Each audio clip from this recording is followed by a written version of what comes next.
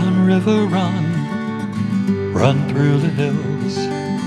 Run, river, run to the sea. Run, river, run to your place beneath the sun. Run, river, run over me. Run through the land, you run through my soul. Hi, this is Jan Lewis. Today we have from Westboro, we have Eileen Antalek, and she is the Associate Director of the Educational Directions Incorporated. Welcome, Eileen.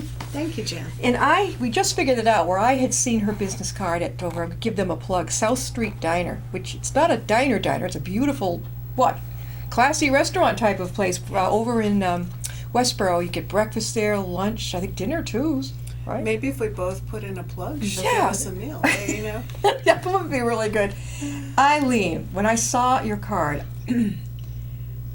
I was fascinated by educational directions. Give us a little rundown of what that's all about. Okay, so basically when you're choosing a name, of course, there's always that challenge of figuring out what you stand for. And when our founder and director, Marilyn Engelman, was thinking of names, she really was thinking about the direction that we take families and students in an effort to help them find what will make the most sense for their child, what will help them be successful. Every child, like one with ADHD, autism, that type of thing too? Oh yeah, we work with all kinds of children and young adults who have many different styles of learning. Yeah, there's kinesthetic, that's the hands-on, right? Right. What's the, is verbal, vocal? Well, in general, they divide it into verbal and nonverbal abilities, but there's many different styles of learning, as you know.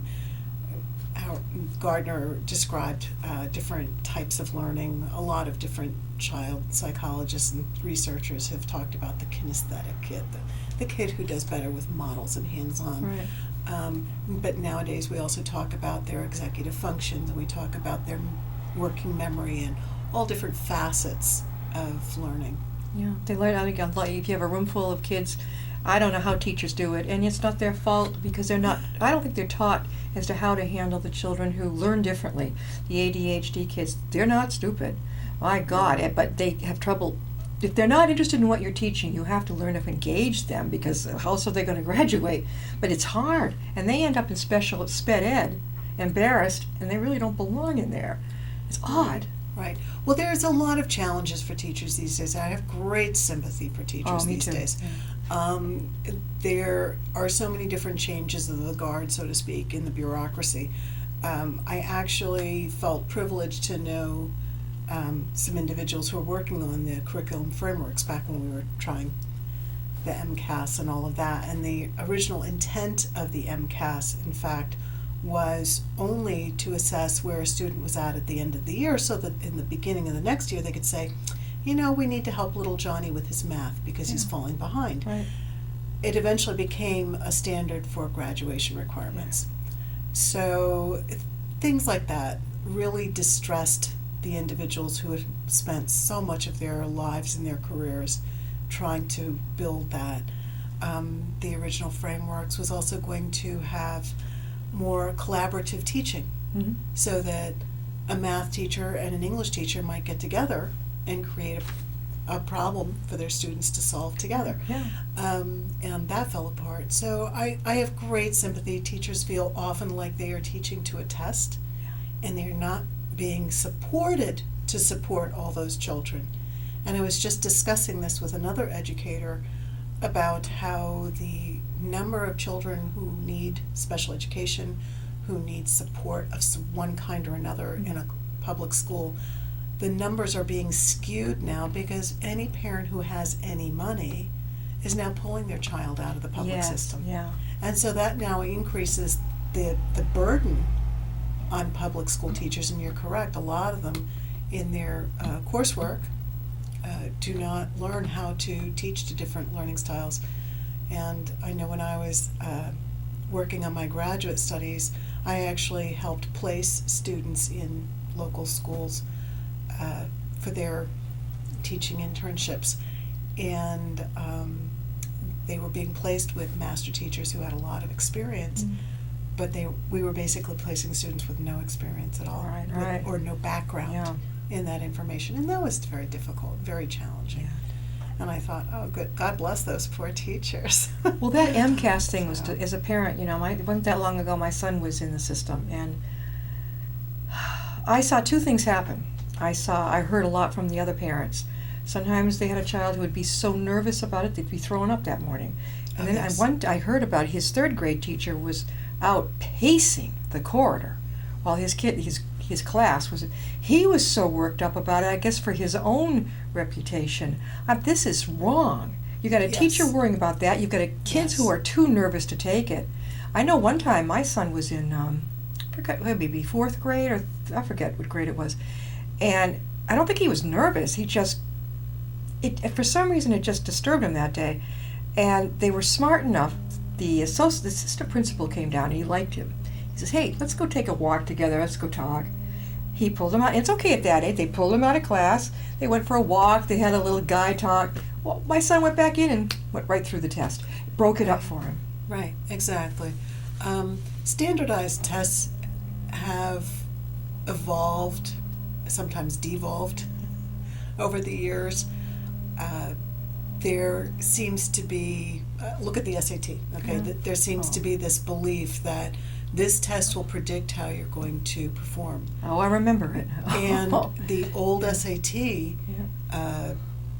when we took that as kids, being boomers, we were just discussing. 3 hours long. I remember Exactly, sitting there. yes. I hated it. At no breaks. Yeah. Not only that, but we took it once. That was we didn't, it. and we didn't have SAT prep. We didn't have any of that. And so I love telling students now who worry about tests and who worry about taking them. I tell them my own story, that when I was taking the test, I went in cold. I had always struggled with standardized tests, even though I was an A student in school, Yeah. and I was always near the top of my class academically. I would take a test and it was like everything fell out of my head that day. And I sat there with my piece of paper and the booklet, and we're being told you can't touch anything. Yeah. So there's all this extra stress.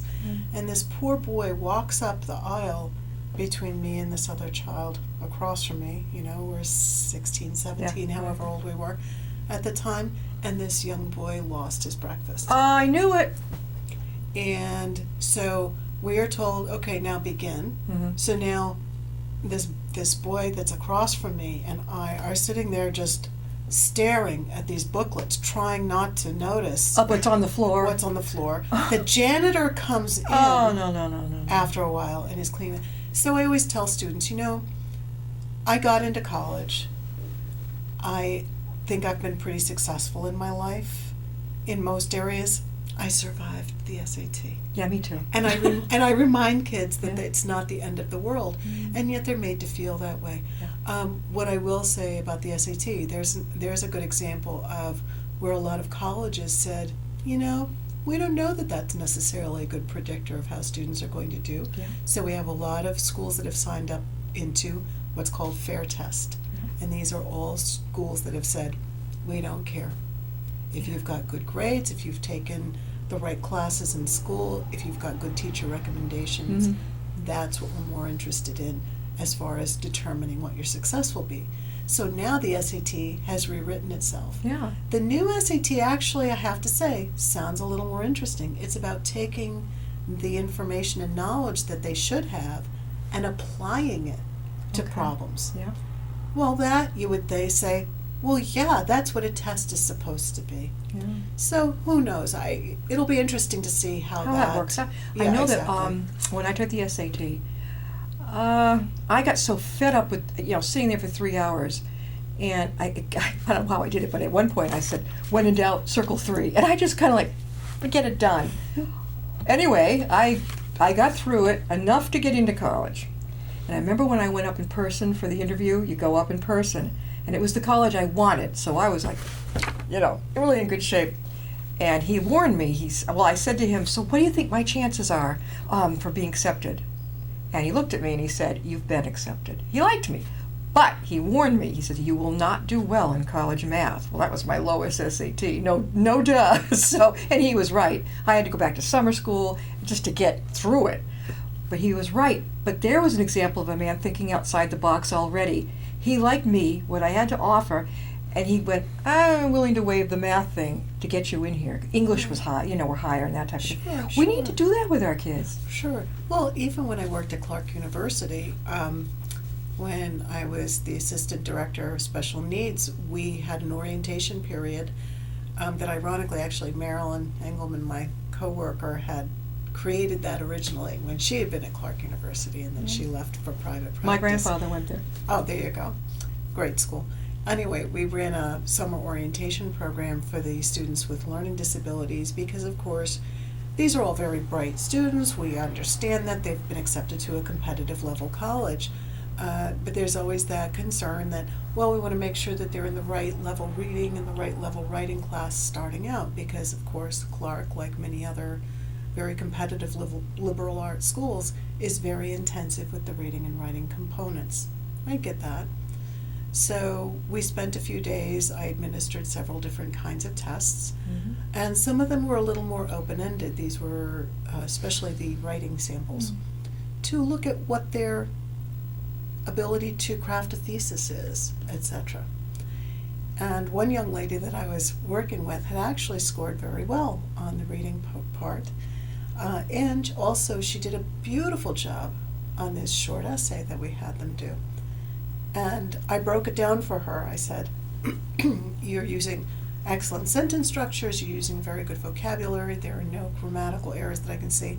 But what I'm most impressed by is the fact that you picked a thesis immediately, you stated it very succinctly, and you stuck to it throughout. And she thanked me and she said, I know how to do that because I've been going to this school and learning how to do this. And she said, and I thought that they were going to tell me I had to go into a lower level writing class because that was the impression that she had as a student with needs.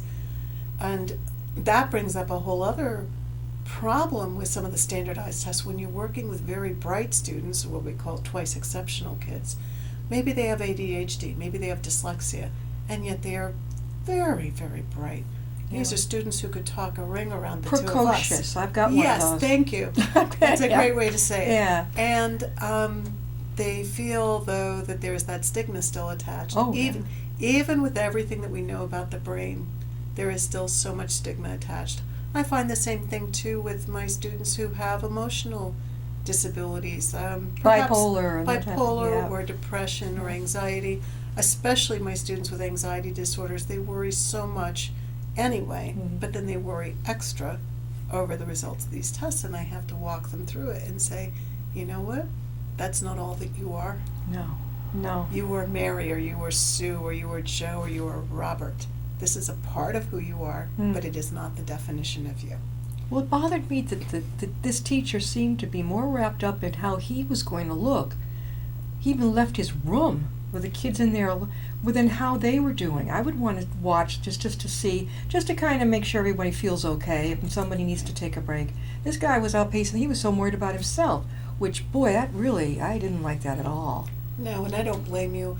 I think that part of the difficulty, too, with teacher training is that my own philosophy would be that a young person finishing college would not be allowed to teach a classroom on their own for at least a year, that they would work under a master teacher who would walk them through the ropes so that when those things do happen, they have an idea of how to handle that, how to handle those emotions that they also feel because there's so much pressure on teachers. A lot of public schools are having to juggle so many balls in the air. They have so many different departments now and not always working as a cohesive unit. And I don't have any easy answers for that, and I really do sympathize greatly when a public school does reach out and ask folks like myself or someone else. There are companies now that are springing up to offer consultation services to public schools. And all I can think is, how sad is that? This is stuff that should have happened at that college level when you're learning. Well, Educational Directions, Inc., we're talking with Eileen Antalek, and she is the Associate Director. It's located over in Westboro. Do you direct work directly with the parents and or with the schools? Well, both. Yeah. Normally what happens is parents will call us with some issue for their child, whether it's that they're just looking for a private school or college, whether they think that their child's IEP maybe is not sufficient, yeah. or maybe they question whether or not their child needs an IEP. So the initial beginning is that process. For those who don't know what an IEP is, what is that? An individualized education plan. I know well what it is, but I wanted to make sure you guys knew what it is. And even, okay, Yeah. but that, I'm glad you asked that. That actually brings up a whole other point. A lot of parents don't understand. That means that a student requires not just maybe a little hand-holding, but they actually require specific educational services outside of the regular classroom. So for, say, a child with dyslexia, that might mean working with a reading specialist on decoding. For a child with significant fine motor weaknesses, that might mean being pulled out and working with the occupational therapist using pencil grips or slant boards or other tools.